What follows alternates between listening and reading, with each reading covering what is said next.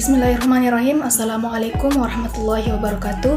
Perkenalkan, nama saya Nur Azia Salman dari kelas MPI 4B dengan NIM 21020600063. Baik, dalam video kali ini di sini saya akan memaparkan beberapa materi mengenai poster yang telah saya buat sekaitan dengan mata kuliah perencanaan pendidikan untuk memenuhi tugas ujian akhir semester dari mata kuliah perencanaan pendidikan.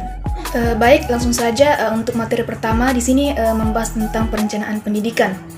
Nah, di sini perencanaan adalah suatu proses menentukan apa yang ingin dicapai pada masa yang akan datang, serta menetapkan tahapan-tahapan yang dibutuhkan untuk mencapainya. Kemudian adapun perencanaan pendidikan. Nah, perencanaan pendidikan merupakan suatu proses mempersiapkan seperangkat keputusan untuk kegiatan-kegiatan di masa depan yang akan diarahkan untuk mencapai tujuan-tujuan dengan cara-cara optimal untuk pembangunan ekonomi dan sosial serta menyeluruh dari suatu negara. Kemudian adapun unsur perencanaan pendidikan dibagi menjadi 4. Yang pertama itu unsur kuantitatif, kemudian unsur kualitatif, kemudian unsur relevansi, dan yang terakhir itu ada unsur efisiensi. Kemudian adapun prinsip perencanaan pendidikan. Yang pertama itu perencanaan itu interdisipliner, kemudian yang kedua perencanaan fleksibel, kemudian perencanaan objek rasional, kemudian perencanaan itu tidak dimulai dari nol tetapi dari apa yang dimiliki. Kemudian perencanaan itu merupakan wahana untuk menghimpun kekuatan-kekuatan secara terkoordinir. Kemudian yang terakhir itu perencanaan itu disusun dengan data. Di sini masuk ke materi yang kedua, itu tentang sejarah perencanaan pendidikan. Nah, konsep dasar perencanaan pendidikan telah dikenal dengan 25 abad yang lalu, yaitu sejak bangsa Sparta pengembangan sistem pendidikan yang ditujukan untuk membentuk manusia Sparta di bidang militer, sosial, dan ekonomi. Kemudian setelah Perang Dunia Pertama, pada tahun 1923, Rusia dalam rencana pembangunan 5 tahun merupakan negara pertama yang menerapkan konsep perencanaan pendidikan. Kemudian diikuti Prancis pada tahun 1929, kemudian Amerika Serikat pada tahun 1933, Swiss pada tahun 1941, dan yang terakhir itu Puerto Rico pada tahun 1942. Kemudian setelah Perang Dunia Kedua muncul pergolakan sosial dan ledakan penduduk. Sementara itu sumber daya semakin mahal dan langka. Akibatnya beberapa negara di Eropa memandang bahwa perencanaan pendidikan itu penting mengingat keterbatasan sumber daya tadi. Baik, kemudian materi selanjutnya itu tentang fungsi perencanaan pendidikan. Fungsi perencanaan pendidikan di sini saya mengambil 5 bagian. Itu yang pertama sebagai alat untuk mengarahkan kegiatan pendidikan, kemudian yang kedua sebagai pedoman bagi pelaksanaan kegiatan-kegiatan yang ditujukan kepada pencapaian tujuan pembangunan pendidikan. Kemudian yang ketiga sebagai alat untuk memperkirakan atau forecasting hal-hal dalam masa pelaksanaannya yang akan dilalui. Kemudian yang keempat itu memberikan kesempatan untuk memilih berbagai alternatif secara terbaik. Kemudian yang terakhir itu sebagai alat untuk menyusun skala prioritas atau memilih urutan-urutan dari segi pentingnya suatu tujuan, sasaran maupun kegiatan usahanya. Baik, materi selanjutnya itu tentang perencanaan pendidikan. Dibagi menjadi 5. Yang pertama itu teori sinoptik. Nah, teori ini adalah teori yang paling lengkap dibandingkan dengan teori lainnya. Karena teori sinoptik dalam berbagai literatur sering disebut dengan sistem planning, rational system approach, atau rational comprehensive planning. Kemudian yang kedua itu teori incremental. Teori ini berdasarkan pada kemampuan institusi dan kinerja personelnya. Teori ini sangat berhati-hati terhadap ruang lingkup objek yang akan direncanakan. Kemudian yang ketiga itu teori transaktif. Teori ini menekankan pada hakikat individu yang menjunjung tinggi kepentingan pribadi. Kemudian yang keempat itu teori advokasi. Teori ini menekankan pada hal-hal yang bersifat umum. Perbedaan individu dan daerah diabaikan. Dasar perencanaan tidak berdasarkan pengalaman empiris dan penelitian, melainkan pada argumentasi yang logis, rasional, dan dapat dipertahankan melalui argumentasi atau advokasi. Kemudian yang terakhir itu ada teori sitar. Nah, teori sitar ini merupakan gabungan kelima dari teori di atas, sehingga disebut juga dengan complementary planning process. Teori ini menggabungkan kelebihan dari teori di atas sehingga lebih lengkap, karena teori ini memperhatikan situasi dan kondisi masyarakat atau lembaga tempat perencanaan itu yang akan diaplikasikan. Langsung saja di sini materi tentang proses perencanaan pendidikan dibagi menjadi 5 bagian. Yang pertama itu penyusunan rencana. Nah, penyusunan rencana di sini yang pertama adalah tinjauan keadaan, kemudian perkiraan keadaan masa yang akan dilalui rencana, kemudian penetapan tujuan rencana, kemudian pencapaian tujuan rencana, kemudian identifikasi kebijakan atau kegiatan usaha yang perlu dilakukan, kemudian yang terakhir itu persetujuan rencana. Nah, yang kedua itu penyusunan program rencana. Nah, dilakukan perumusan yang lebih terperinci mengenai tujuan atau sasaran dalam jangka waktu tertentu, suatu perincian jadwal kegiatan, jumlah pembiayaan, pengesahan rencana juga diperlukan agar mempunyai kedudukan legal untuk pelaksanaannya. Kemudian yang ketiga, pelaksanaan rencana. Nah, dalam perencanaan operasi perlu dipertimbangkan kegiatan-kegiatan pemeliharaan. Kebijaksanaan pun terlalu diikuti implikasi pelaksanaannya, bahkan secara terus-menerus memerlukan penyusunan. Kemudian yang keempat itu ada pengawasan atas perencanaan rencana. Nah, diperlukan agar pelaksanaan rencana sesuai apabila terdapat penyimpangan. Perlu diketahui beberapa jauh penyimpangan tersebut dan apa sebabnya. Kemudian dilakukan tindakan korektif terhadap penyimpangan-penyimpangan.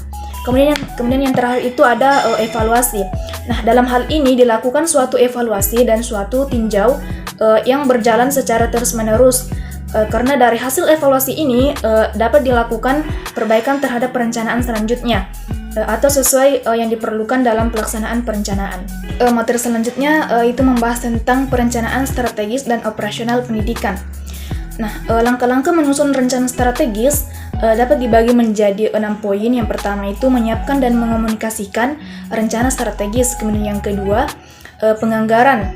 Yang ketiga, memahami lingkungan internal operasional berupa asumsi dan asupan. Kemudian yang keempat yaitu pengukuran dinamika produk dan strategi pemasaran teknologi pengukuran. Kemudian yang kelima itu ada pemetaan pemasaran produk. Kemudian yang terakhir itu analisis portofolio. Adapun tahapan perencanaan strategis, yang pertama itu merumuskan visi dan misi, kemudian yang kedua mengidentifikasikan goals atau tujuan, yang ketiga itu menetapkan sasaran atau objektif, dan yang terakhir itu membuat rencana kerja. Kemudian adapun kaitannya, kedua perencanaan tersebut saling berkaitan, di mana penyusunan strategis adalah proses pengembangan rencana tentang bagaimana sebuah organisasi akan mencapai tujuannya. Rencana strategis ini adalah menggambarkan visi dan misi dan isu-isu utama bagi suatu organisasi. Pengembangan strategis itulah yang menjadi panduan untuk mengembangkan rencana operasional. Untuk materi selanjutnya itu membahas tentang pengambilan keputusan dalam perencanaan. Konsep pengambilan keputusan. Pengambilan keputusan merupakan proses pemilihan alternatif tindakan untuk mencapai tujuan atau sasaran tertentu.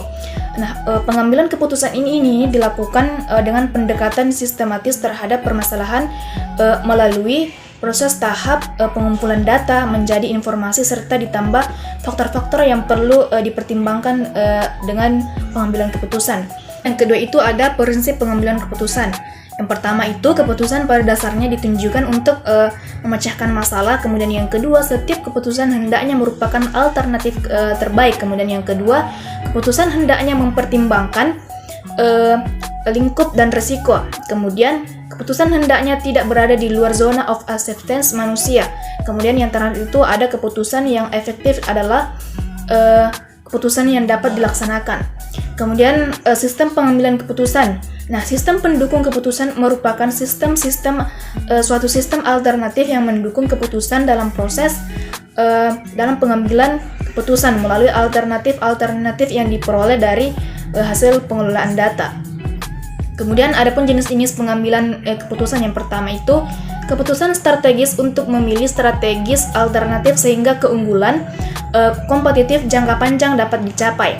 Kemudian yang kedua, keputusan administratif atau taktik terdiri dari pemilihan di antara berbagai alternatif dengan hasil yang langsung atau terbatas yang dapat dilihat. Kemudian yang ketiga itu ada keputusan operasional. Nah, keputusan ini adalah keputusan yang berkaitan dengan kegiatan operasional sehari-hari. Kemudian yang terakhir itu ada fungsi pengambilan keputusan.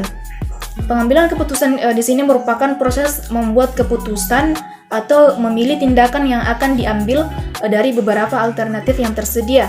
Nah, ini melibatkan identifikasi masalah, pemilihan alternatif untuk memperoleh pilihan terbaik dari alternatif yang tersedia agar tujuan yang ingin dicapai dapat berjalan dengan baik. Baik, untuk materi selanjutnya itu ada langkah-langkah pengambilan keputusan. Dibagi menjadi 6 poin. Yang pertama itu ada penentuan tujuan. Pemimpin berpegang teguh pada tujuan yang hendak dicapai dalam pengambilan keputusan. Kemudian yang kedua itu ada pembatasan masalah. Sebelum membuat keputusan harus ditegaskan secara akurat dan apa permasalahan pokok yang dihadapi. Kemudian yang ketiga itu ada menentukan alternatif pemecahan. Nah, apabila perumusan masalah pokok sudah terlaksana, maka dicari beberapa alternatif pemecahan masalah. Pimpinan sebaiknya berpikir dan mengidentifikasi sebagai kemungkinan. Kemudian yang keempat itu memilih alternatif yang terbaik. Memiliki pemikiran dan pertimbangan yang rasional, maka pimpinan menemukan pilihan dan berbagai pilihan kemungkinan. Kemudian yang kelima itu ada implementasi. Nah, setelah diambil atau dipilih untuk alternatif, maka selanjutnya adalah penerapan dari alternatif tersebut. Kemudian yang terakhir itu ada tindak lanjut. Monitoring.